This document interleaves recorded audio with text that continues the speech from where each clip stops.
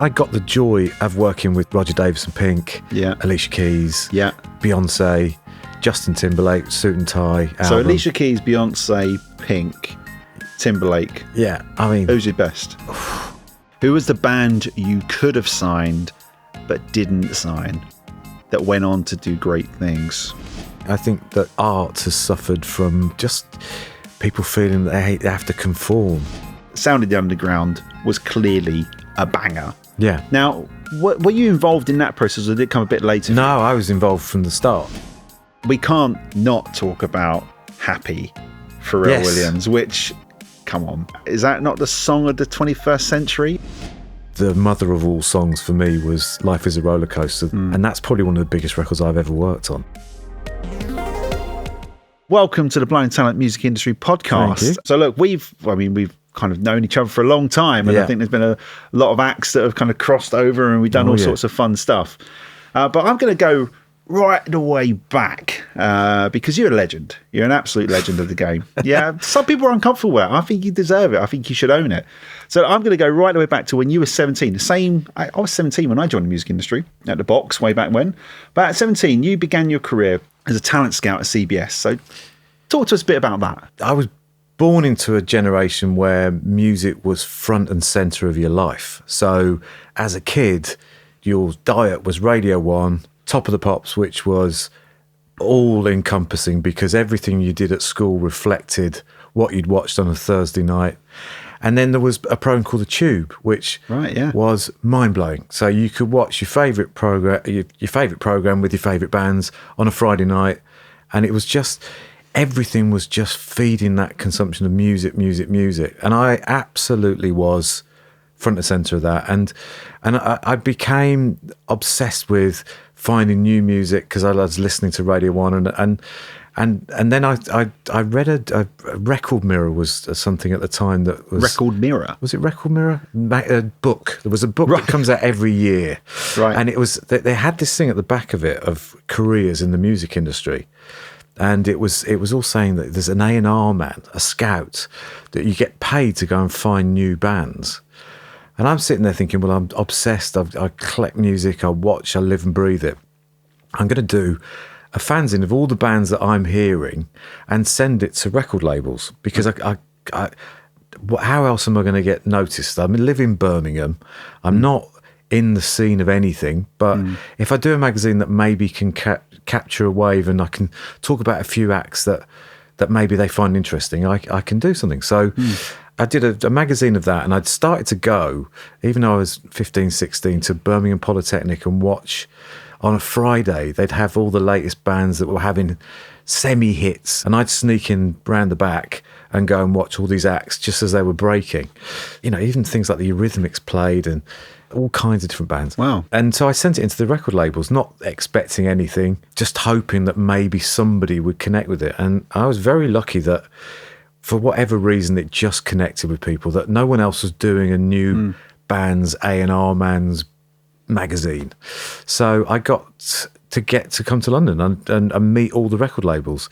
And I also got invited into Peter Powell's show on Radio 1 to talk about new music, and it was just like... On air as well? Not on air. Oh, so okay. I just went in and saw him, and which is ironic because he ended up being involved in my first record that was a hit, so it was all very odd. Right.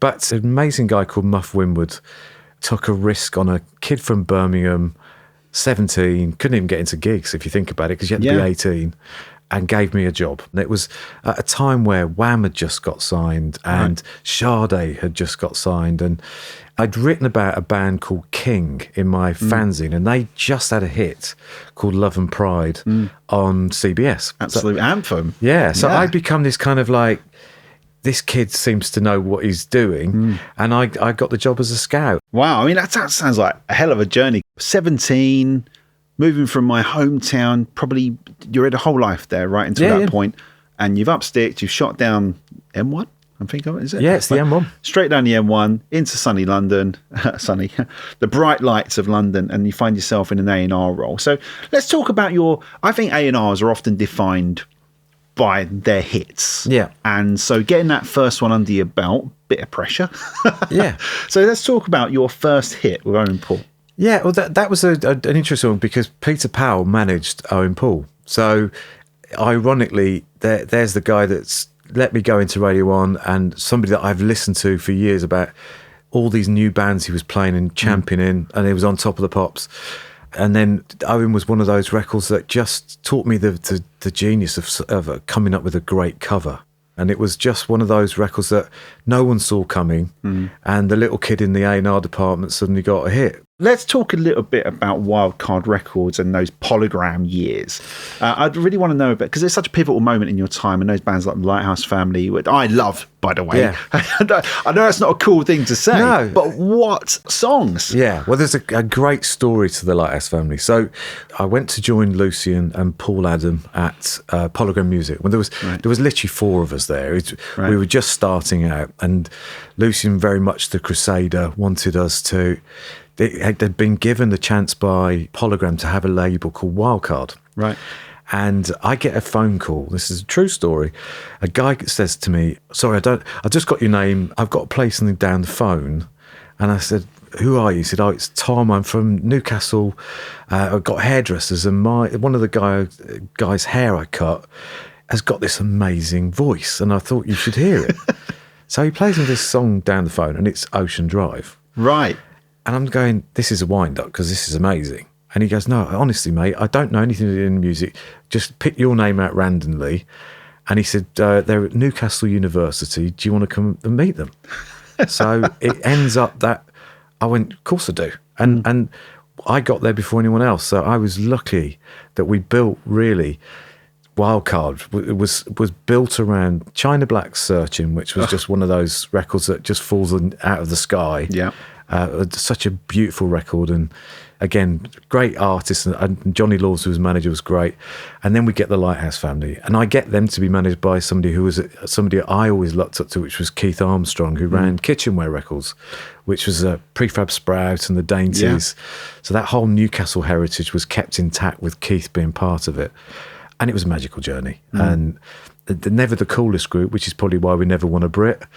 But some of those songs, I mean, I sat in Wembley arenas hearing High or Lifted, Ocean Drive, and just going, wow, they're magical moments that you just get goosebumps from. Really special. I mean, I'm not sure I won any cool points in secondary school going around singing those songs. Yeah. No, I don't. But I'm probably born out a bit of your background.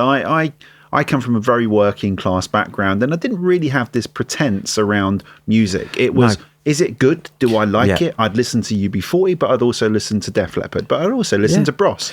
Completely bored. And I've always been like that. You know, there's some people that are so cool, and that's the artist they'll find, and they understand that. I've always been broad, so I'll always find things that just pop up and to a mass appeal. So the thing that I think the Lighthouse Family had was that it was a spiritual to the songs that were uplifting that made people escape. And I think that's a beautiful thing about music. Certainly the UK is when we get it right, as Adele's proved and Ed Sheeran's and Coldplay's, we hit that button that's just emotion, and it's brilliant. Yeah, it really is. And I remember that Midnight Time you mentioned about China Black there, you know, June, you know, what a tune. A bit of a one-hit wonder, right? Yeah, but it kind of then created, I think Lucian then saw Wildcard as becoming a soul label, which is kind of what we did. And then I came across a record that's still one of my all-time favourite records, Skeelo. I wish I was a little bit taller. Of course, yes. I also signed to Wildcard, and again, another artist that had that one song and nothing else, but still a record that I still love today. But I grew up, I was very lucky. I sort of ended up living my dream, becoming someone that worked at the Box. I grew up watching the Box in the very early 90s, and it was Skeelo. It was a bit of Lighthouse Family, but it was everything else in between. It was hard rap and Tupac and like all mad stuff. Yeah. And I loved the Box because of that. And it was because of this mad eclectic mix that it had. It was British great. music, isn't it? Very much so. And I imagine you had a hand in quite a lot of those bands I was loving at the time, and those artists. Oh God, yeah. I mean, and yeah, even from the publishing side, I did Omar, There's Nothing Like This, which is still a classic, I think. Oh, yes. And then, you know, E17, Sasha, the DJ, who's still, I think, one of the most amazing DJs in that period of dance. Yeah. So it's just amazing. I must admit, with E17 and the House of Love, that was when I first found camouflage outfits. Yeah. Well, I always remember Tom Watkins playing Deep, which I heard that and I was just like, that's a special record. That is amazing. Yeah. And it was just amazing watching the marketing campaign and the whole that time when pop just became so exciting, where Take That versus E17 and it just felt like British culture. It constantly evolves, but it had gone into another lane. And I do think also at that point, people were picking up on the fashion. Like I mentioned about the camouflage thing, but I remember that Deep coming out and thinking, I've got to get me a baseball cap, turn it round. I can't grow any facial hair. I'll have to deal with that another time. Camouflage gear. Now I'm cool. Blue camouflage. And there was two lanes, wasn't there? It created almost what Blur and Oasis became. Yeah. Because it was the rivalry of being one gang or the other. And I think that's the thing we're missing right now is tribes in the UK. We don't have any tribes. Right. But again, that can come. I think it will come, and I think these things do come around again. I mean, we're seeing certainly a bit of an influx of girl bands and boy bands now, which I'm sure we'll get onto. But tell me a little bit about Dina Carroll and that work there at Polygram, because you talked about E17 just then, which we could go in. I could talk about them forever, actually, if I'm honest, because quite important for me in my formative years. Don't think I was Brian, but I think I definitely had some nods to it, that sort of council estate culture. But talk to me a little about Dina Carroll, because that's very different. Yeah, again, I First Avenue was a big management company at the time, and they had Eternal, and they had, and then I heard Ain't No Man, and I just thought, what an amazing voice. And Lucian was very close with, at the time, Howard Berman at A&M, and it was a really great family of it. And again, just a great record at that moment. It's just a fantastic moment in time, and what a singer she was. Yeah. She really was, and I think was it the Perfect Year? Was that the track? Another beautiful song. But still a Christmas classic, and I do think those certain artists have sort of fallen in between the gaps a little bit in terms of their iconic status over the years. Some people a little bit forgotten. You know? I definitely think she's definitely one that's forgotten and really had a big impact at the time. Yeah, and I guess at some point there's begging for a cover. I'm sure or a TikTok moment or something where she suddenly becomes back again. mean, TikTok, we're definitely going to talk about TikTok, and certainly in the context of your A&R skills, because A&R's changed so much over the years, hasn't it? But let's take it a little bit further into the 90s, the latter part of that, and let's start talking a bit about Boyzone and boy band culture. Tell me about your involvement in Boyzone. Somebody who I've got a lot of respect for, Louis Walsh, was had done an amazing job with Boyzone of doing the heavy lifting as it was, and he'd come into Polydor and said, "Look, I'm now ready to go to the next level. I need an A&R person," and I said to Lou, I'd love to do it. So I ended up becoming their A&R person, and I remember it is that I just thought there was a great bunch of guys, but there was two people, especially Ronan, who just had a voice that was so uniquely. He had a way of being able to sing that made you believe him, and that's a unique gift. And I think that I go back to when I heard Words or "Sorry, Baby, Can I Hold You Tonight." I just, every time he sang, Baby Can I was one of my favourite tracks. And I think that's a really underrated, amazing song cover that he did. But Ronan had this magic in the way that he sung, and so did Stephen Gately, and the two of them really complemented each other, and it was a real honour to work with them, because again, another band that's not really. I watched the boy bands forever, and they're kind of just dismissed. And it was bizarre because that you go back to those records, and they were great records. And I used to say, you put Boyzone on TV, and Ronan would look at the camera, and you've got a hit, because he had that magicalness to him. And that we followed that through. I mean, Stephen Lipson was as an amazing producer who did "Baby Can I Hold You Tonight." And I think really took it to another level. No Matter What became just one of those records that it just opened every avenue. And then when we came to doing the solo records with Ronan, they had that magical moment with Notting Hill, with When You Say Nothing at All, which really opened it up. But then the mother of all songs for me was Life Is a Rollercoaster, that the amazingly talented Greg Alexander, who's in the New Radicals, gave us. And I think him and Ronan just bonded. And that's probably one of the biggest records I've ever worked on. And I remember it being at the Box in the early 2000s, late 99, of course, but early 2000s in particular, when there was that Boyzone, Ronan, Keaton kind of divide. And often you think, can a solo act do it? Can the lead guy come out of a Boyzone or take that and do it on his own? We've proven it can be done. Was it proven it can't be done a couple of times? God, yeah. And there's not many that have. I mean, Ronan's, next to Harry Styles, although Harry's probably more global, but I think Ronan's first 2 albums were absolutely huge. Oh, and, it was a phenomena. It really was. And again, I don't think he gets the credit that he deserves. No, and one thing he doesn't get enough credit for is how easy it is for everyone to replicate his voice and pretend to be Ronan Keating. Yeah. There's not many lead guys you can do that because of the tone. His tone was amazing. And, he and that is a skill set. It really is. It really is. And I think we'll maybe talk about Girls Aloud in a bit too, actually. But tell me a little bit about, you've worked with, so many artists that I love. I take that, Eminem, Snow Patrol, all here. Yeah. Quite different. Well, the Yeahs is a massively important record to the arc of everything we did at Polydor. So, right. So we'd got to a stage at Polydor where myself and David Joseph were now starting to be front and centre of the label and the culture. But we were very much seen as the label that was too pop. Right. So we thought we were signing Keane, who I loved. Somewhere Only We Know, one of my most favourite songs. And we ended up losing the deal because we were told that Polydor was too pop and that they were going to go to Ireland, which was cooler. Right. And I remember sitting there thinking, well, we've got to change our perception, because it's just, we're not that, but we're being perceived as that, and we're going to lose a lot of deals if we don't change where we're going.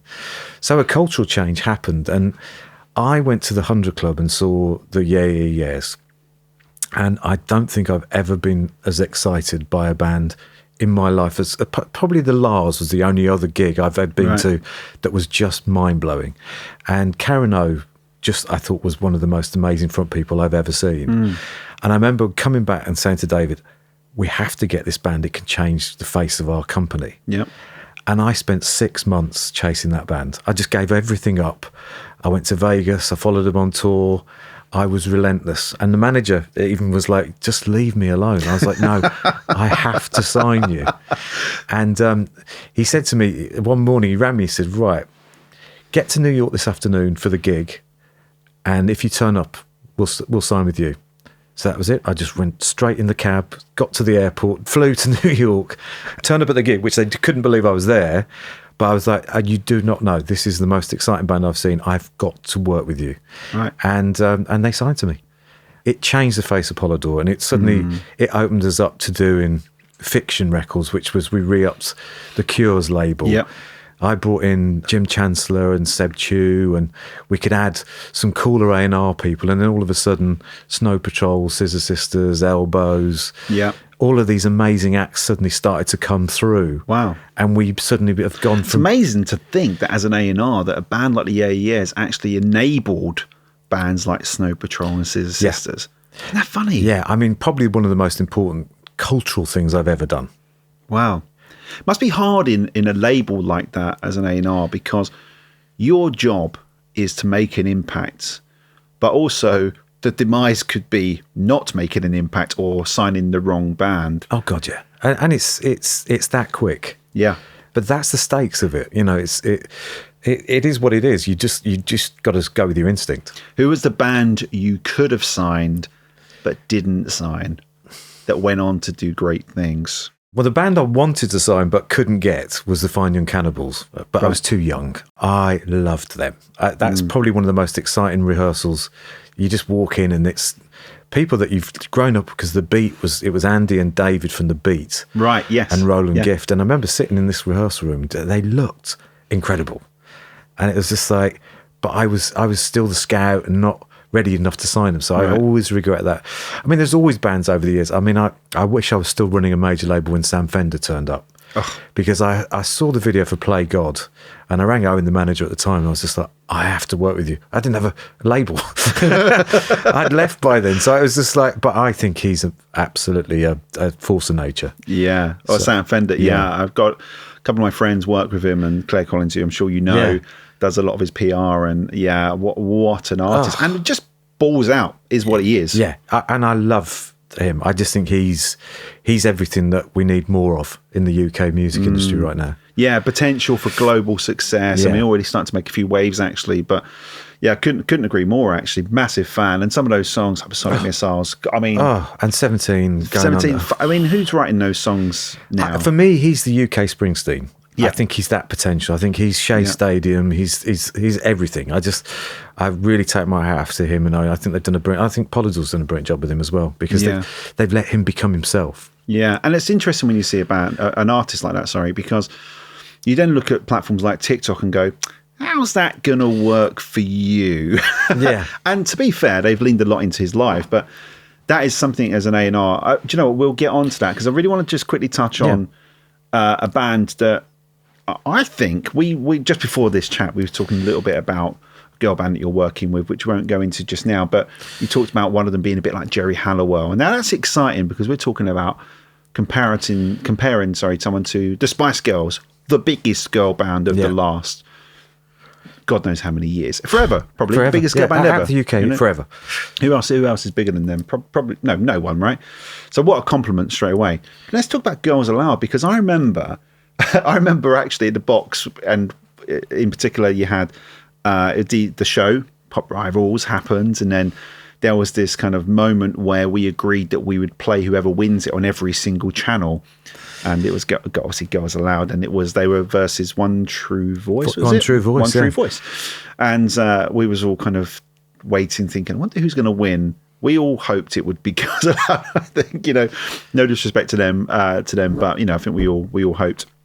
Anyway, so cut a long story short, they launched and they weren't perfect. Nope. Right?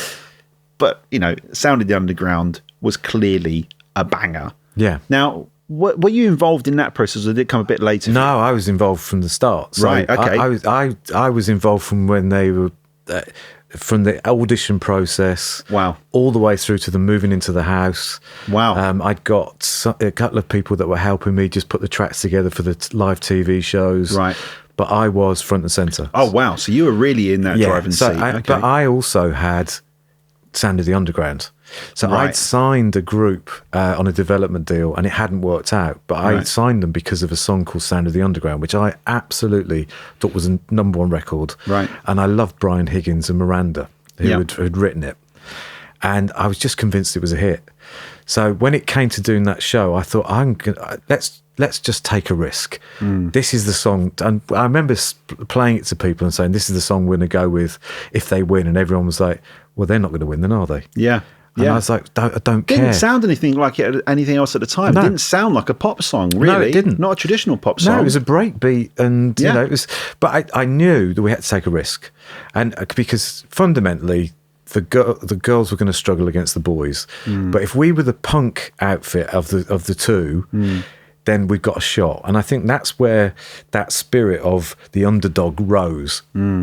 And that was Girls Aloud all the way through. Yeah. It was never an easy journey. And the first album was a struggle, because you're trying to get 5 girls to create a sound, and it's all as you've had a #1 record. So you're not being given months to develop what you're about, and them to develop their personalities. Yeah.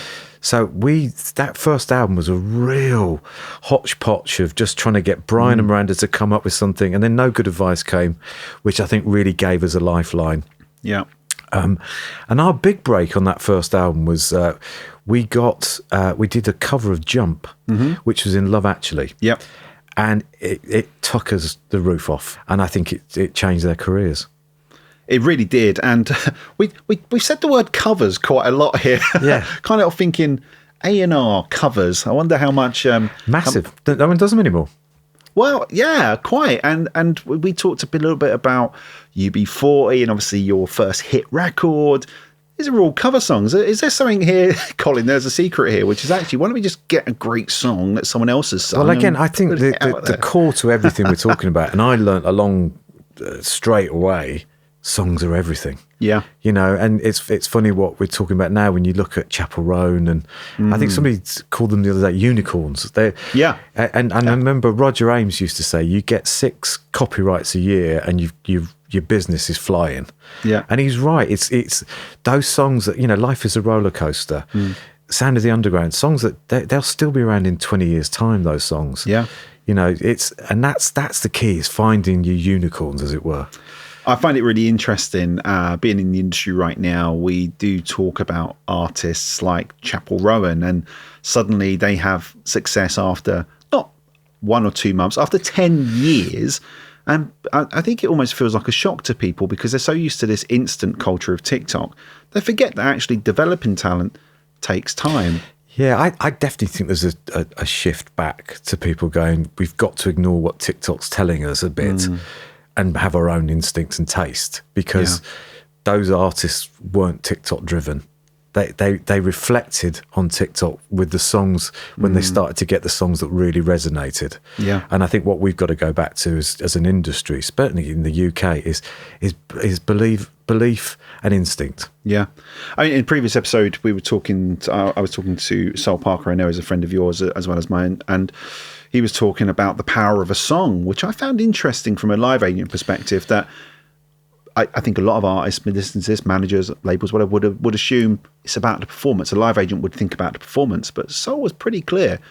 The song is the most important part. Yeah. Every act I've ever worked with, I mean, Maps, Yes, is one of those songs that will stand the test of time. And Keen, Somewhere Only We Know, you know, you take that, Patience. I mean, these are songs that Snow Patrol, Run, or you know, Scissor Sisters, Laura, or you know, there's so many great. I could go on and on. But those are your songs that change your life. Yeah. Oh, also Scissor Sisters had a cover as well. Yeah.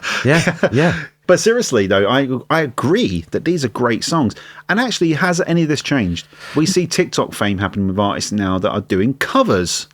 You think, well, there's something in this, isn't there? There's definitely something. A great song is a great song. It is, and I feel sorry for the songwriting community at the moment because I think they're undervalued.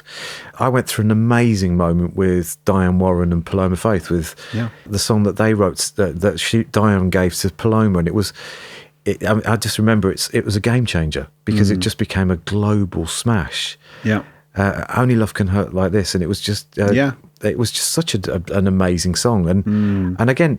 Diane Warren, wow. You look at the level of records that woman's written over the years. Crazy. A force of, there's no... Crazy. You know, you're in the pantheons of Beatles, Lennon and McCartney with Diane. Yeah. But that is the level of song that changes your life. And again, I think the UK, we got driven by TikTok and not driven by song. I think Paloma is just one of those examples of hard work and graft. I was recently at the Artist Manager Awards where she picked up an award there, and I just think, what, like you say, a force of nature and hard working and opinionated, but actually just fucking talented too. Yeah, superbly talented. But again, like we've talked about, the Ronans, the Palomas, the Gary Barlows, these are people that know what they are. They've got this understanding of what their core beliefs are, and you can build from that, because they've got an opinion, and whether you like it or not, they know what they like and what they don't like. The hardest artists to work with people who are unsure. Sometimes they take time also, to work that out, and I think we need to be mindful of that. I guess it does take time still. And maybe that's the 10 years that took Chapel Roan to suddenly go, now I know who I am. You know, that's I think a big thing that powerful, isn't it? It is. That we kind of rather blasely, is that a word? Call it authenticity. Yeah. And we kind of, I think it's maturity. It's maturity, exactly. Yeah, quite. So let's talk a little bit about that transition now from Geffen to, signing new talent. Now, you signed, I almost feel weird to put these in the same sentence, but, moving to Geffen, you signed artists like The Wanted, Five Dangerfield, Shirley Bassey. quite a collection. Well, I kind of got into Geffen, and it was like, right, we had a great little team, and we had The Wanted, which was we had, again, All Time Low. It was one of those songs. Steve Mack, absolutely loved it. 5 great guys. We had a brilliant song. And then I've always been a big fan of a guy called Roger Davis, who did Tina Turner, and I watched a documentary about him, and luckily got to work with him when he did Pink when I was at RCA. And that was my brief for Shirley Bassey. Let's go and make the ultimate Shirley Bassey record. I loved her. I love her energy. I love the fact that she's got no filter. She sings from the bottom of her boots to the top, and she's amazing. And so the concept for that record when I took over Geffen was David Arnold, who's an amazing producer, and I had sat together and said, why don't we create the ultimate Shirley Bassey album and get the best writers in the world to write for her? So we'd gone to Chris Martin and Coldplay, we'd gone to Rufus Wainwright, Neil Tennant, and the Pet Shop Boys. We'd talked to Gary Barlow and Manic Street Preachers, and everyone was in, and they wrote songs. And it's an album, if you ever get the chance to go and listen to it. Richard Hawley wrote an amazing song called After the Rain, and it's one of my proudest albums I've ever done. And I love working with her because she was completely exactly what you wanted to be. She was a proper star. I've not seen huge amounts from her over the years. I've seen interviews and things, and you just kind of go, Dame Shirley Bassey. I'm really, it's one of those, I'm so glad I got to make that record. And Geffen was only really 2.5 years. But we did an album with the Vatican, with the Pope. We did we did Fife Dangerfield did the John Lewis ad, She's Always a Woman to Me. And we had Chess Club, Everything. There was a little band that I loved, and Will Street and Pete McGoffin and Ricardo and all the team that we had there. We were just a really good little team, but we made some great records. And but again, it's one of those things, isn't it? It was a mismatch of different things, and that's kind of what made it good. Definitely, it was a mismatch. I remember The Wanted, actually. I remember I was living in Croydon at the time, and my daughter came home from school, she's at primary school, and she said, there's a band, we've been told that there's a boy band coming into our school next week. And I was like, oh yeah, okay, who's that? And it's actually quite funny because there's two boy band stories around West Croydon at the time. One was that The Wanted went to my daughter's primary school, and I remember thinking, oh, okay, so this is a thing. And it turned out they've been doing school tours relentlessly to build up a fan base. Boy, did it work. I mean, that's probably one of the most exciting things I've ever seen, where we were working with Ashley Tabor at the time, a global, and Ashley and I had put the group together. And I remember ringing Ashley and saying, this is going off. It's not a schools tour where you're getting a couple of names, we're getting an army. And I remember thinking, this is growing beyond what we expected. And we did a little signing at Westfield, and it was literally rammed. And I remember saying to Ashley, this is unstoppable. It just feels, before we've even gone to media. So we're not even. I hadn't received a video at the box at this point. No, I just and then once I dug a bit deeper, I was like, oh, it was Geffen, and I can't remember who the plugger was at the time. It was working on Charlie Lysett. Yes, it was, because I think he'd taken me out to lunch. Yeah, it was Charlie Lysett. It was at one of the very many restaurants that he would say that is a good one. That's right. And then I think that's how it all kind of connected. But we knew there's something going on. It was clear. And again, I think it goes back to good old fashioned way of getting an audience and then convincing media. Because again, Radio 1, we're not sure about The Wanted. I remember Charlie saying, look, it's going to be a hard struggle. And then we did, I think it was News Round. Right. and there's 1,000 kids outside Radio 1. Right. Before the records come out. Wow. So it was a bit like, right, tell that to your playlist people. Yeah. And again, they I think... They playlisted it though, right? Yeah, they did. Yeah, they did. I remember, because I remember it being just a bit unstoppable. Yeah, they had to. It was unstoppable. But I think, again, it was a period of time. It wasn't a shit boy band song either. No. All Time Low. No. It was an epic song. Yeah, it was a really good record. And I think the great thing was, it just goes to show you that if you get the audience, media follows. And I think what we're doing at the moment, and we're all waiting for Spotify to playlist a record, but why should they? You just go and get your audience to tell them to playlist your record. Yeah. And I think that's what we've got to get back to a bit. Yeah, I couldn't agree more. Look, I was one of those industry wankers, right? You know, where I was a gatekeeper to the box playlist, and people would go, you got to play it. And we're like, yeah, but, you know, we're just waiting to see things happen. And there was, I mean, you know this anyway, the gatekeepers change over the years and different things become important. And there was a moment where if it was top of the Shazam chart, that meant something. If it was top of the box selection chart, that meant something. If it was over 100,000 YouTube views, that meant something. Now, of course, a lot of those things don't mean much, but these measurements that gatekeepers would use as often excuses, actually, you know, the Radio 1 playlist is too busy and there's not really a lot going on with this record. And too many artists like that around. But, it's just excuses, really. If there's a record that comes and, like The Wanted, has this army, this swell of excitement behind it, you're going to play it. There is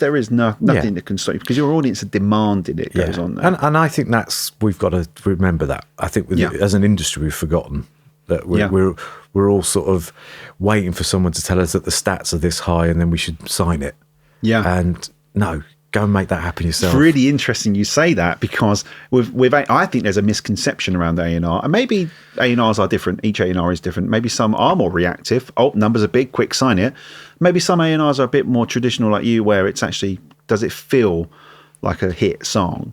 Does my brain compute this as a hit song? And I've had to become a little bit pragmatic over the years because now obviously working in marketing and development, we get a flurry of stats that do often help us have a predictable result. But the great thing about predictability is that with music, the subjectivity of music means that you never really know. No, you never really know. No, and also what everyone's started to realise, which I'm so relieved, is that TikTok doesn't mean if you have a big TikTok record, does not mean you've got a big act. Yeah, you know, you've had a moment. You've got to be real, and you've got to have an audience.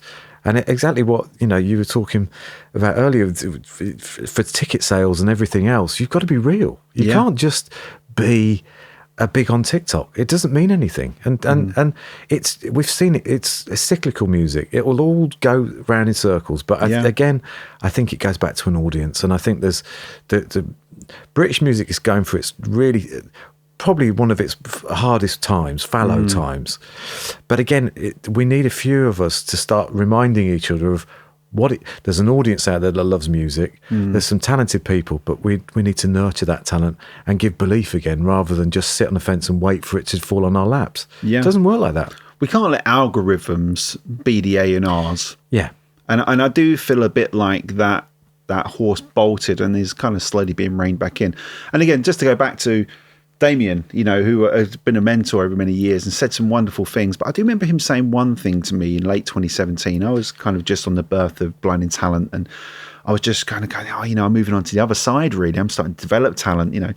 What do you think? What really matters now? When I go onto that side of the fence and I'm developing talent, marketing talent, what matters? And he said to me really clearly, he went, everything matters. And I remember thinking, that is very sage advice, because it's not about one thing or Spotify or this thing over here or this Radio 1 play or this whatever play over here.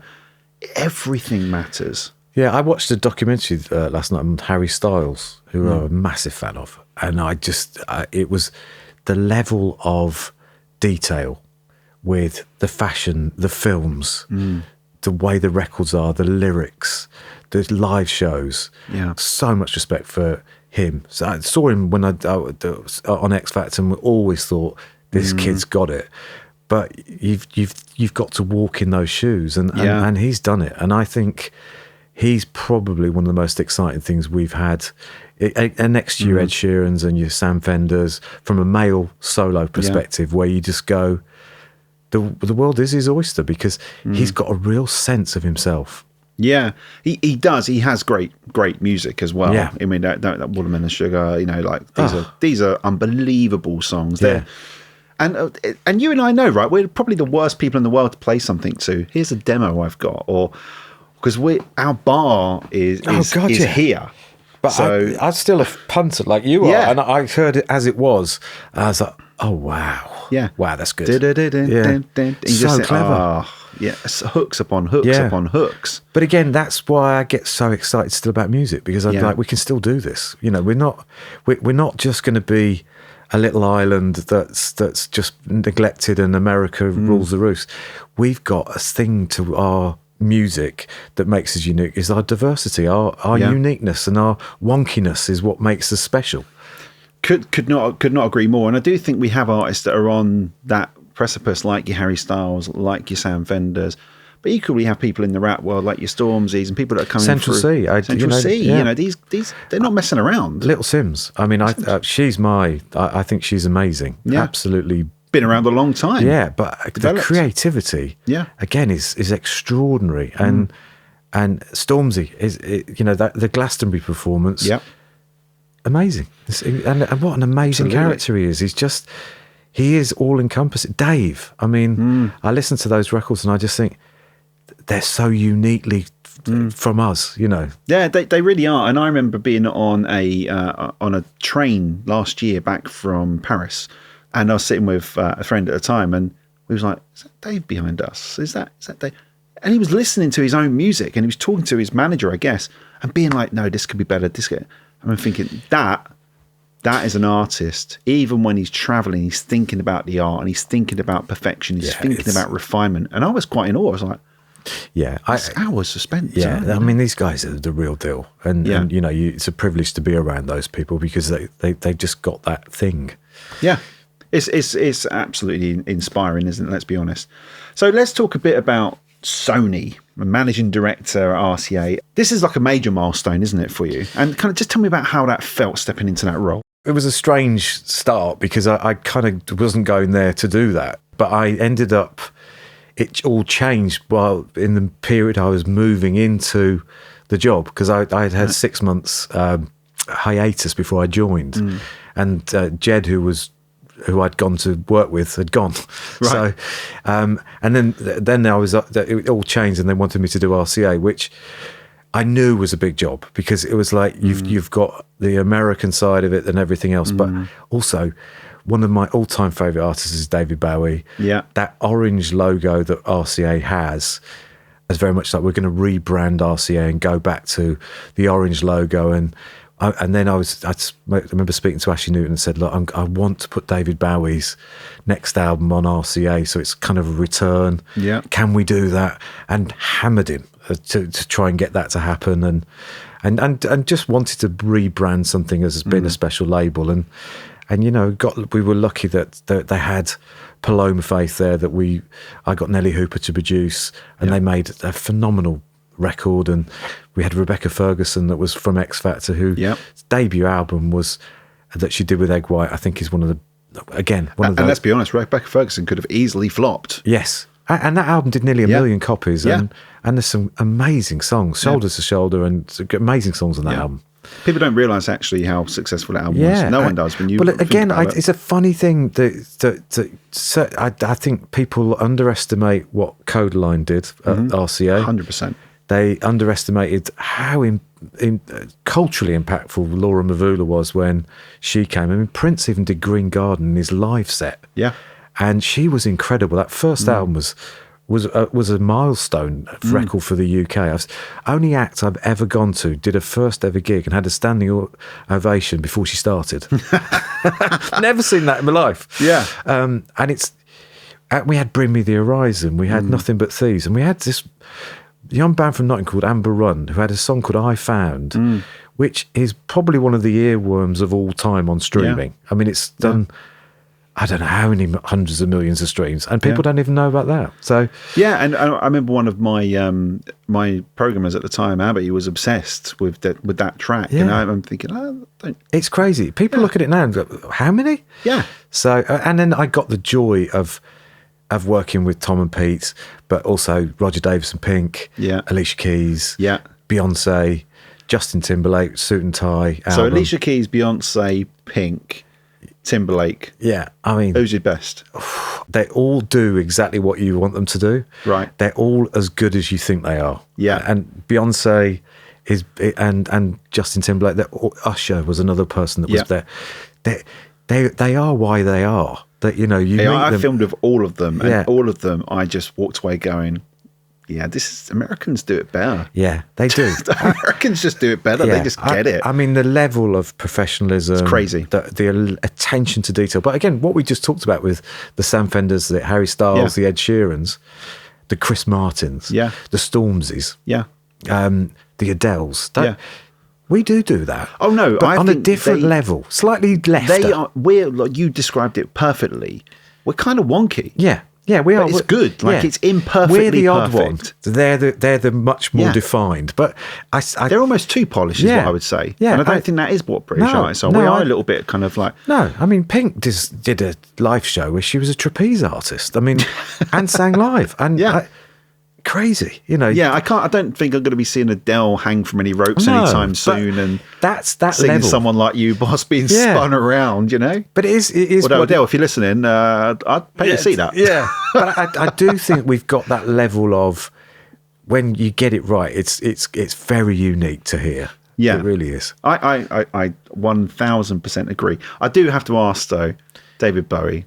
I mean, in my office, in our office, Blind and Talent, we've got fucking huge picture of him because it's that very famous picture, and I just think there's no one better. He's my ultimate idol. I think him and How was that working with him though? Come on.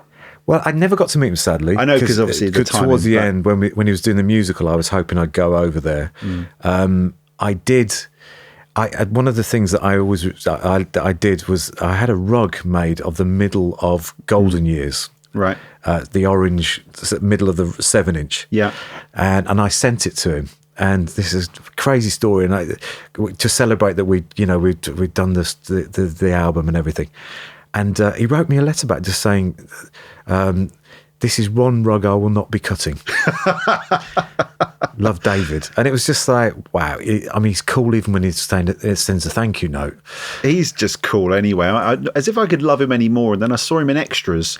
I saw him in extras in Puggy Little Fat Man. Puggy Little Fat Man who lost his way, whatever it was. And I just thought, you're a fucking Ricky genius. Gervais talks about with such great stories about him. And I just think everything everything about the campaign, everything, the way that Tracy, who was managing, pulled the whole thing together, the respect, the music, the way it was delivered, the way he did the artwork.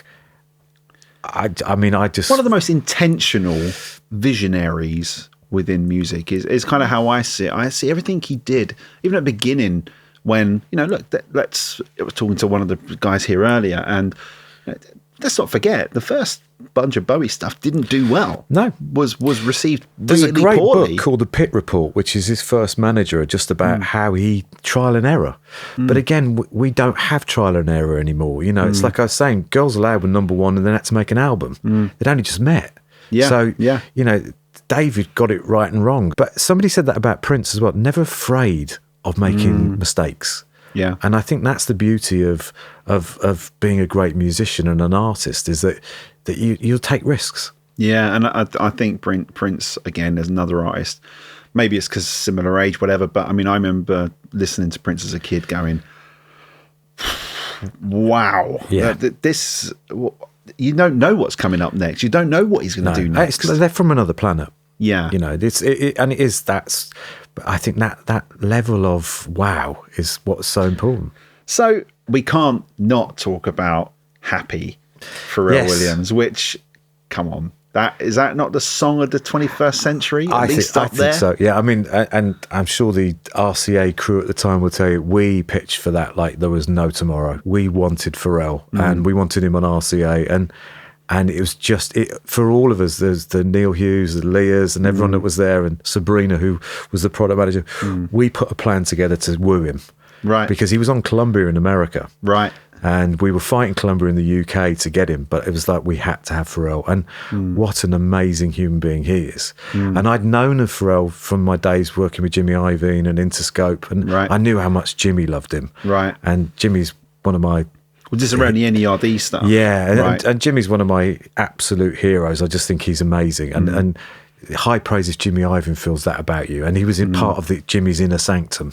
Right. And so when we met Pharrell, he was everything you wanted to be. And that song just Well, it's the thumbprint of RCA for those 10 years, I think, that song. Yeah, I think it was a TikTok song before a TikTok song, right? Yeah, it broke out of the ultimate Minions film. It was the oddest thing. It's I don't think anyone saw it coming, and then it just was unstoppable. Do you think Pharrell gets enough credit for his journey? Because I think that's been pretty from Lap Dance. Yeah, to Happy. Yeah, I think that's NRD was amazing, and he did some amazing tracks with Paloma Faith, which people don't probably. And he also worked with Ed Sheeran, and some of the stuff that he did with Ed, I thought was amazing. Yeah, was it? He was involved in Sing, wasn't he? Yeah, he was involved in all that, and I think there's an underrated one, the work he done with Clips. Don't you remember Clips? I mean, just incredible music. But an amazing producer, rhythmical, and then just also a visionary with art. My memory of Pharrell was quite funny, actually. At the Box way back when, it was around the Billionaires Boys Club thing he was doing. I can't remember when it was. Do I like it like that? I like it like that one with Eve, I think it was. Not Eve, Gwen Stefani. Yeah. And so he came to the office to be filmed. And at the time, people didn't really have camera phones. It was just in that late noughties thing. And I remember everyone going, that's Pharrell. And everyone was so starstruck. And I thought, obviously, I'm the head of music, right? So I have to kind of crowd control a little bit here. And he comes in. And of course, the only thing we had was a Polaroid. If you can imagine that, the old Polaroid thing. So someone, can I get a picture? And then someone just went up, can I have a picture? There was this queue of people in our office waiting to get a picture with Pharrell. Yeah. Which, by the way, I didn't do because clearly I'm too cool as a head of music to do such things. I didn't say I would have been in the picture, but he came into RCA and did exactly the same thing. Yeah. And it was magical. But how professional. He could have easily went, come on. Yeah, it was a really good education to watch American artists come to the UK, working at RCA and working at Polydor, because at Interscope we had the Black Eyed Peas, we had Eminem, we had Dr. Dre, we had 50 Cent, we had Nine Inch Nails, Marilyn Manson. It was you look at these and they're all forces of nature. These people, they're Marilyn Manson was interesting to film a few times. Yeah, just won't share some of those stories on here. But Dre and Eminem, Eminem's just phenomenal. But it's just But again, it's just what an amazing time for me. We done the Eminem show at the Islington Academy, I think it was. Was at that one, and I remember just thinking, well, he was miming a lot of it. It was clearly just I've got to do this for the looks, but you just think. You look around, you look at people, and I remember Sol was saying this, in the episodes, and you look at the people, and you look at their reaction to him, and you go, yeah, that's impact. Well, look, there's a brilliant documentary called The Defiant Ones, which is Jimmy Iovine and Dr. Dre, and it's my favourite documentary. Yeah, shout out that you've got to go and watch. You've got to go and watch that. It's just absolutely brilliant, and it sums up the genius of Jimmy and the genius of Dre, and the friendship of the two of them. And those are people that I miss in our music industry, because I think we're lacking those people that were irrelevant to whatever society was telling them they were going to do it their way. And I think Noel Gallagher said it the other day as well. It's that you need those punks and those people that aren't afraid of challenge and being different. Are people afraid now? Has the culture now in these latter years of 24, 25, are people afraid to say things and do things or be perceived in certain ways for think fear more so of than ever. Cancellation? Yeah, I think more so than ever. I think that art has suffered from just people feeling that they have to conform. This is like the movies has suffered from it. I've watched that in film where you've got. I think somebody used to say that a camel is a racehorse designed by committee. Right. And I think that's what our music and film industry's almost suffers from, where there's too many people with an opinion. Yeah. And, the beautiful thing about David Bowie was, this is what I'm doing. Yeah. I'm not going to, that's what I'm doing. Yeah. And the people that are around him, he'd listen to their opinions and respect them. But once he'd made his mind up, that was what he was going to do. Yeah. And again, I think that film has suffered from that as well. It just hasn't, you get 10 great films a year. And I don't know if there's 10 great films at the moment. definitely isn't. And there definitely is. And I think even that artists being signed to major labels, a lot less of them, a lot of these less global artists, a lot of this catalogue stuff is taking precedence here. But we're coming into the final parts now. So let's just quickly talk about the art of A&R, if there is such a thing other than just signing cover songs. Oh, I think, but you've been doing this for decades. Yeah. And that doesn't sound like kind of you look very youthful, I might add. But you've been doing this for a long time. So tell me a bit about how the role of A&R has changed. And certainly, how would you A&R? I think COVID had a big effect on our industry negatively because it took away the live element to which people could see and feel music. And then that element was taken over by people thinking that TikTok was going to give them the answer. Right. And even when I was leaving RCA, it started to become a stats-driven industry, and I could feel that. Unfortunately, there wasn't a lot of A&R people coming through. So a lot of the senior A&R people were either moving out of the business or retiring. Right. And there was no one for them, these younger A&R people, to learn from. So they were being judged on having a hit quickly or having things that were moving quickly. Right. And so we've not nurtured talent. And I think there's the great old school A&R people were cantankerous and were different, and they would find something and believe in it and go for it. A&R is a very intricate job. It's part psychiatrist and understanding an artist. It's understanding the market. It's knowing what your songs are and whether they work, and having a knowledge of who you're selling to, and also who the producers are that you should work with, and who's the right person to put this artist with. And again, as I said, I think a lot of the songwriters suffer because a lot of A&R people now, they just want to sign something that's ready. And the old days, it's like when I watched Tom Watkins put records together, or you'd watch A&R people go and get that producer with this artist, and it would be like a game changer. It's those things that's an art form. The marriage of Paloma Faith and Nelly Hooper was an incredible relationship, and it's Brian Higgins and Girls Aloud with Miranda worked. It was an incredible marriage. The biggest marriage I've ever done as far as that was John Shanks and Gary Barlow and Take That, where you took a Grammy-winning American producer, songwriter, brilliant at what he did, never heard of Take That. So when he worked with Gary Barlow, he was like totally unaware of what the history was. Yeah. And boy, those two together was just crazy chemistry. Yeah. It does sound like having that process where there's this objectivity that lies within it. It's not preconceived on, oh, you're a boy band and you come from that. It's actually, this is my idea of what I think you could do. Patience doesn't sound like any Take That record. I did the most ridiculous thing with Patience, and I probably freaked Gary out, but he came in and I said, I've got the first thing with John Shanks, I'm going to play it to you, see what you think, see if we're on the right track. Played it me, and I just literally ran into everyone's office and said, you've got to come in here, we've got the first Take That single. Wow. Looking back on that was way too enthusiastic, but I'm glad I did, because it was. Yeah. Well, I mean, that would have been a hard one to sort of unpick. I look back on it now and think, Jesus, poor old Gary must have gone, whoa, it's a demo. What are you doing? Yeah. But I just thought, I've not heard a record like that. I thought it was just groundbreaking.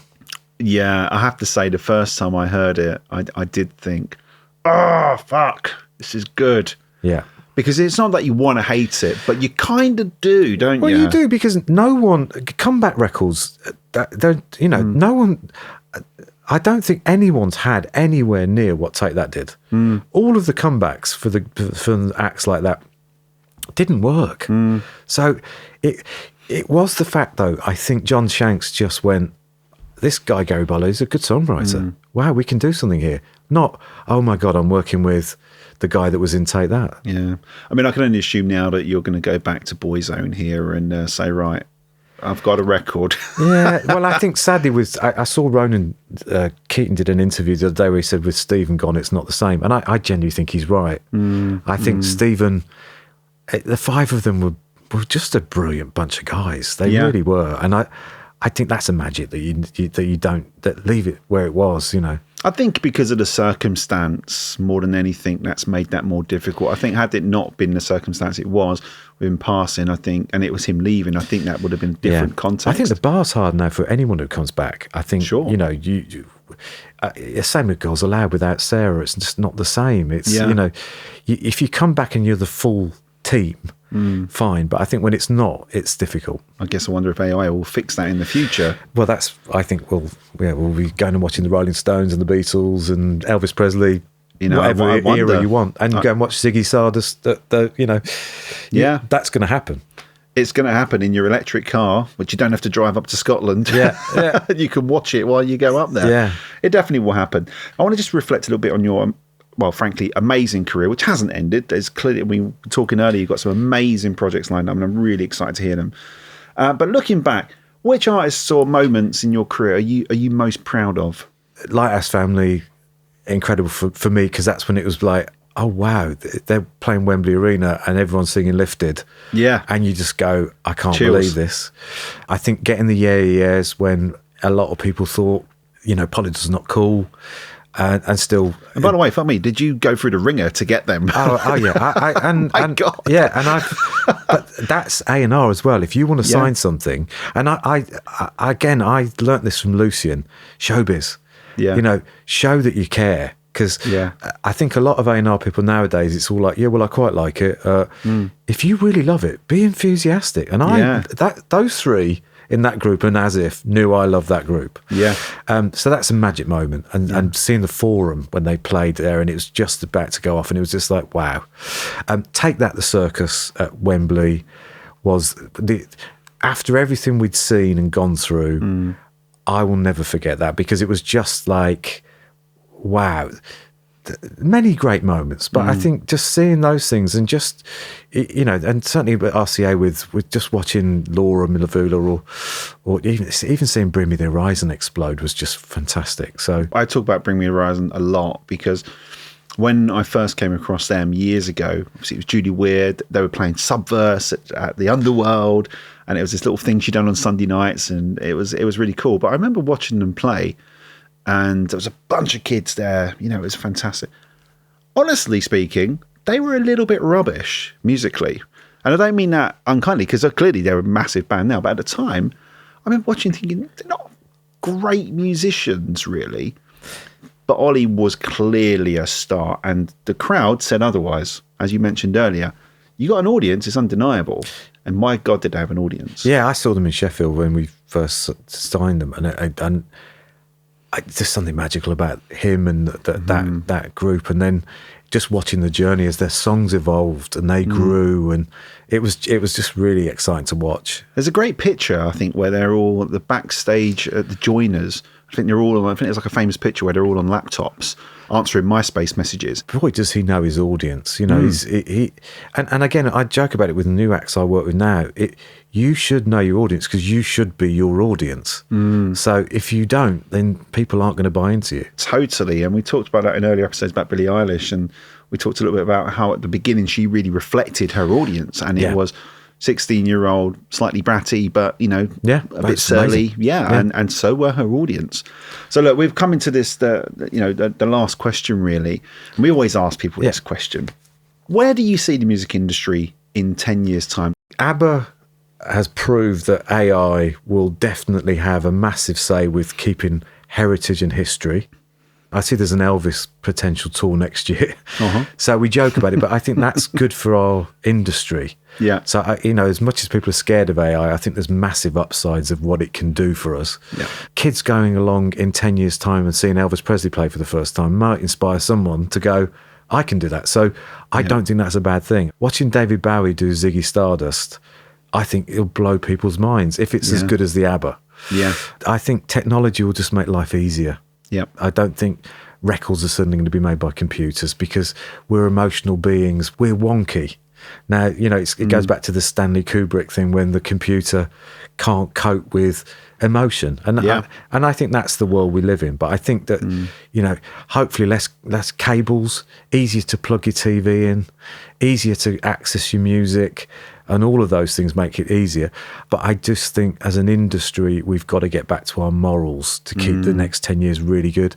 And that's like, let people take risks, people have instinct, and let's develop young executives.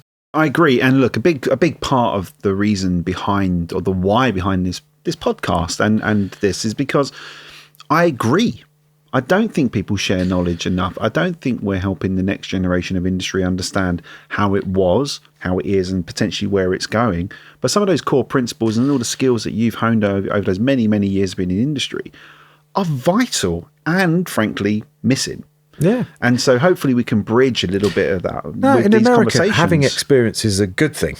Yeah. Here, you're seen as being old. And it's a really silly thing to say because it's having... that's massively important. Yeah. And I look at our business with Max Asada and David Joseph, all no longer, running the labels. I mean, Max will come back, I'm sure, and David's doing what he does. But that experience that those two had, to lose that is a massive chasm in our business. Yeah. It kind of almost goes full circle back to the very beginning of our conversation and you and your little fanzine. You yourself started life as a tastemaker in a very micro way. But I feel like that is the world now. Everyone has the ability to be a tastemaker and have a blog and have a TikTok that talks about a certain artist. This is why this is massive. Because if this becomes something that people can be inspired by, it helps guide people where they go. And it's and I look at all of the DSPs and they've stopped piracy. Yeah. But they're just a facility to let people find music. They're not a tastemaker. They're not the guy in the record shop going, if you like this, you'll love this record. Yeah. They're not radio where you've got a DJ going, everyone thinks I remember we broke Snow Patrol with Run with literally got one play on Radio 1 and the reaction was incredible. And it changed everyone's minds about that group. And when it started to work, it was just like a snowball effect. And that won't happen in streaming. You're not going to get that song that's got nobody behind it that just suddenly pops up on streaming and explodes. It's got to find its way a lot harder. It goes for a lot more areas to get to anywhere. Yeah, and things are definitely changing in that space, I feel, anyway. But look, I think, honestly, these conversations are so important. And I think this entire conversation has just been super wholesome, super informative. Just really great fun. You've had an incredible career so far and many, many more years to come working with, well, frankly, the biggest artists in the world and not always the coolest artists in the world, but the biggest songs in the world. And I'm really, really grateful you found the time to come on here and share that knowledge with us. And really hope to have you on again, Colin. It's been absolutely fantastic. Thank you. Thank you so much. You've been listening to the Blind Talent Music Industry Podcast with me, Mark Adams, and my wonderful guest, Colin Barlow. Thank you for watching.